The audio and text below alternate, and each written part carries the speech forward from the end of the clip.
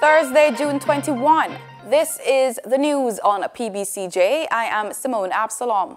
Public sector workers are restive because of the government's failure to make an offer in relation to transport allowances and fringe benefits. The Jamaica Civil Service Association, the JCSA, says there is a lack of cooperation from the Finance Ministry, although the matter has been before them since 2017. JCSA President O'Neill Grant says a meeting that was scheduled for Wednesday to discuss the benefits was abruptly cancelled by the ministry, causing further frustration for the workers. According to Mr. Grant, the union cannot guarantee normality in the public sector if an agreement is not arrived at. Cabinet yesterday named 3 new members of the Board of Directors of the Petroleum Oil Refinery to replace the 3 Jamaican directors who resigned on Monday. The 3 replacements are Paul Hu, former chairman of leading gaming company Supreme Ventures Limited, and 2 former vice presidents of Scotiabank Jamaica, Rosie Pilner and Wayne Powell. Cabinet has also directed the Permanent Secretary in the Ministry of Science, Energy and Technology to prepare a report on the operations of Petroleum with specific attention to various allegations in the public domain. The report is to be ready for the next meeting of Cabinet, where it is expected that the Permanent Secretary and senior management team of Petroleum will attend and present the report. Chairman Percival Butterhu Singh and fellow directors Richard Creary and Harold Malcolm handed in resignation letters on Monday, days after Science, Energy and Technology Minister Dr. Andrew Wheatley summoned them to a meeting. The scandal-plagued oil refinery Petroleum has been hit with the departure of more critical personnel, including a manager involved in a major project at the entity.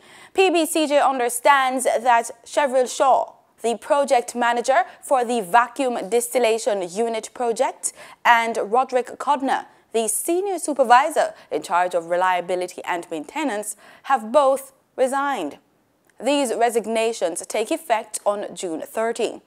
A notice confirming the resignation of the 2 managers was issued by Petroleum's Human Resource Development and Administration Manager, Yolande Ramharak. Foreign Affairs and Foreign Trade Minister Senator Kamina Johnson-Smith is asserting that Jamaica's bauxite sector is protected. This as concerns deepen about the effects of tariffs on steel and aluminum imports by the U.S. government. The United States imposed a 25% tariff on steel and a 10% levy on aluminum imports on June 1. While Jamaica does not produce or export steel or aluminum, it produces primary inputs of bauxite and alumina. Senator Johnson-Smith, speaking Tuesday at a media briefing at her ministry, said although more than 75% of Jamaica's bauxite goes to the United States, the product is tariff-exempt under the Caribbean Basin Initiative. However, she pointed out that Jamaica's alumina exports could be affected by the trade dispute between the United States and other countries, such as China, the European Union, Canada, and Mexico. She said her ministry will continue to monitor the trade disputes, paying special attention to the retaliatory tariffs from the countries to which Jamaica exports alumina. Later today, Kingston will join 700 cities in 120 countries to celebrate World Music Day. The event, which was created in 1982 by French Minister of Culture Jacques Lang and Maurice Fleuret, as a means of bringing people out into the streets in their neighborhood, parks and other public spaces to enjoy music in an all-day festival, is celebrated annually on June 21. Here in Jamaica, the Alliance Française, the non-profit organization dedicated to promoting French culture and education globally, had been staging Fête de la Musique, as it is known in France, for some time. The final Grade 4 literacy and numeracy examinations in their current form are being administered this week.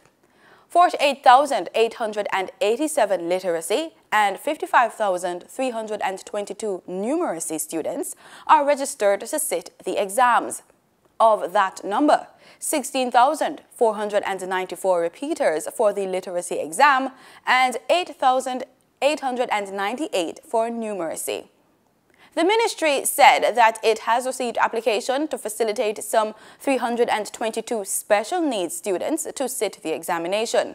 In addition, 4 students have been reported as being hospitalized, and accommodations will be provided for these students to do their examinations in a comfortable space within hospital. The hospitals have been notified and an invigilator will be provided. In regional news, Barbados Prime Minister Mia Mottley has met with the Inter-American Development Bank, the IDB, to put right a fractured relationship between the two. The country has had 5 loans cancelled from the IDB between 2016 and 2017. The Prime Minister is adamant that must be a thing of the past. During a courtesy call from the IDB, President Luis Alberto Moreno at government headquarters on Bay Street, Prime Minister Mottley said the island's disbursement rate is among the lowest in the hemisphere, at just 13%. Is that the bank does have available a mechanism that we need to discuss with them, a credit contingent facility, that in the event of a hurricane, God forbid, and that's my greatest fear for this year, but in the event of a hurricane, that the bank will disperse, or any natural disaster for that matter, 2% of GDP again in credit to allow the country to be able to move expeditiously, to be able to meet the immediate concerns and needs. As I said, the issue of property and life are absolutely important to us to take care of in a disaster. Meanwhile, IDB President Luis Alberto Moreno says the bank is willing to help Barbados through its period of economic restructuring, but he says it has to be a collective effort. This is an effort where everybody has to chip in. This is an effort of the whole of society of Barbados, and in that context, we realize, as she does, that there are people in Barbados who are going to be suffering that require a response. And in that regard, we are thinking and working and will be working on ways to help them, those social safety nets. But we have many challenges at the same time. Moreno says the bank's support will go beyond the balance of payment support. It will be supporting all of the development issues of the country. And this is where dealing with natural disasters, dealing with the needs that every person in Barbados knows, the lack of roads, or the lack of quality of roads, the problems of water and sanitation, the problems of education. All of these challenges, especially as we look at this revolution of technology that we're living, how we can deal with this 4th industrial revolution. And in this regard, we have some ideas that we're going to be working together with the Prime Minister.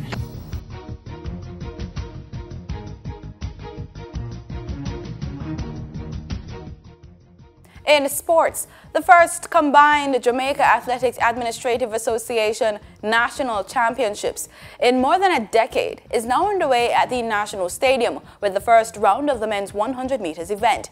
Despite there being no global championships, Olympic Games or World Championships scheduled, the competition is still expected to be tough, as hundreds of athletes will be seeking places in a number of teams through 3 age groups. 2 finals will be contested this afternoon, the senior men's javelin and the men's triple jump, while there will be heats in the 400 meters hurdles for both men and women, the first round of the women's 100 meters, and the quarterfinals for the men's 100 meters in the seniors category. There will also be the first rounds of the 100 meters and 400 meters for the under 18 and under 20 male and females. The championships will run through to Sunday afternoon. And that's the news, but do stay with us. The weather report is next.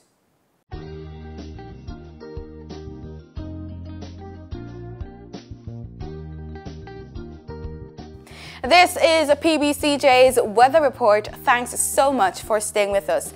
Let's start, as usual, with our local currents.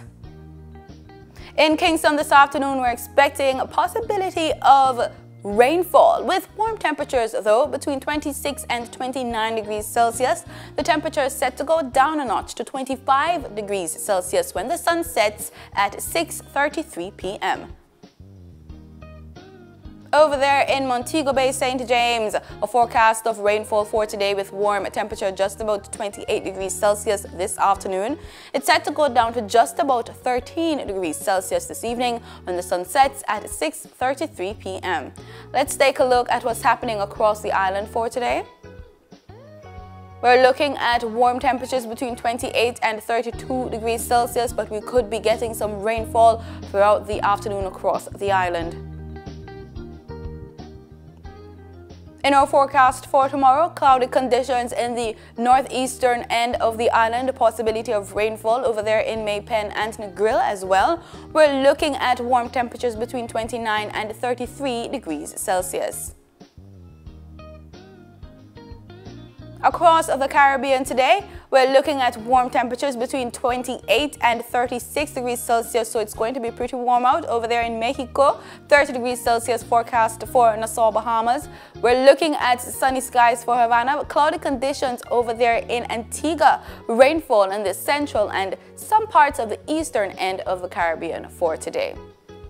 For those of us who are traveling across the Caribbean for tomorrow, expect warm temperatures between 28 and 33 degrees Celsius. There is a weather system affecting the Caribbean, so we're seeing a forecast of a possibility of showers across the region for most countries.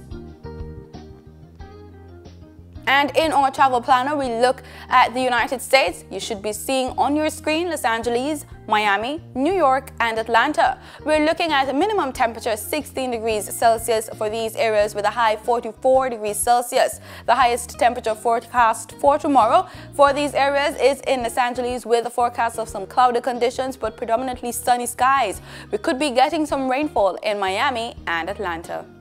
And that's it for the weather report. Thanks so much for making it PBCJ. Remember, we are the People's Station.